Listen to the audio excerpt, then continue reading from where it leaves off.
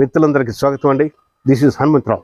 గార్డెనింగ్లో చేసేటప్పుడు మన తోటలో మన రకరకాలైన కూరగాయలు, పళ్ళ మొక్కలు రకరకాలు వేసుకుంటాం కదా.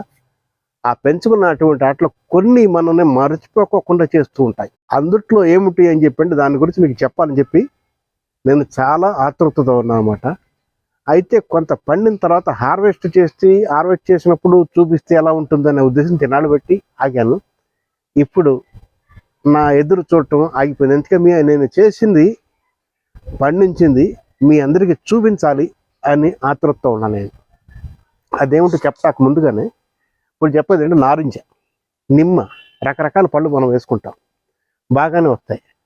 కానీ నారింజ, స్వీట్ నారింజ అనేది నేను ఫస్ట్ టైం నా గార్డెన్లో వేసి హార్వెస్ట్ చేసినప్పుడు మీకు చూపించాలని చెప్పని అనిపించింది. ఎందుకంటే ఇంత బాగా వచ్చాయంటే అంత చాలా బాగా వచ్చాయి. ఉదాహరణ చూడాలంటే ఇది కాయలు అన్నమాట. అయితే ఈ చెట్టు ఒక రకంగా ఇంతకుముందు నేను షార్ట్స్లో చూసి ఉంటారు మీరు.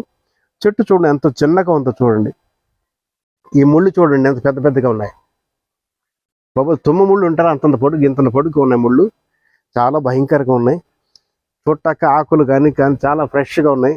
ముళ్ళు కూడా ఫ్రెష్గా ఉన్నాయి. మన దిగిందంటే కస్సమని దిగిపోతాయి అన్నట్టుగా ఉందన్నమాట. అంత భయంగా ఉన్నప్పటికీ ఈ కాయలు చూడండి ఎంత అందంగా ఉన్నాయో, చాలా క్యూట్గా ఉన్నాయి. అయితే ఇందులో ప్రత్యేకత ఏమిటంటే, ఈ కాయలకు ఉన్నటువంటి కొమ్మ కానీ ఆ తీగలు కానీ చూడండి ఎంత సన్నగా ఉన్నాయి. చూసారు మీరు? ఇది తీగ, దీని తీగది చాలా సన్నగా చిన్నగా ఉన్నటువంటి కాయలకి తీగలకి ఇంతంత పెద్ద కాయలు వస్తాయా అనేది నాకు ఆశ్చర్యం. అందులో టెర్రస్ గార్డెన్లో అండి, టెర్రస్ గార్డెన్లో ఈ డ్రమ్ము, ఇది 15 లీటర్స్ డ్రమ్ అనమాట.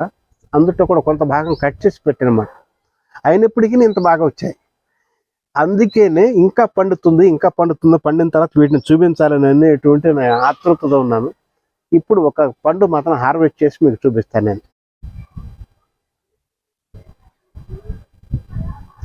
ఇదండి హార్వెస్ట్ చేస్తున్నాను నేను.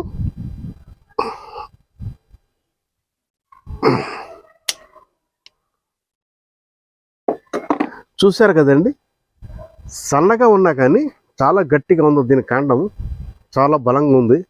అందుకేనేమో ఇంత పెద్ద కాయ కాసింది. నేను ఊహించలేదు టెర్రస్ గార్డెన్ ఇంత పెద్ద కాయ వస్తుందని చెప్పాను. అంతే కదండి, మీ గార్డెన్లో కూడా ఇటువంటి కాయలు వేసుకుని తిన్నారంటే అమోఘంగా ఉంటుంది రుచి.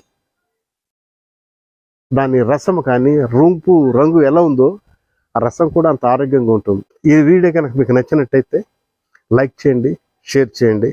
అంతే కదండి, ఒకవేళ మీరు సబ్స్క్రైబ్ చేయకపోతే దయచేసి సబ్స్క్రైబ్ కూడా చేయండి. సరేనండి, ఉంటాం మరి. జై హింద్.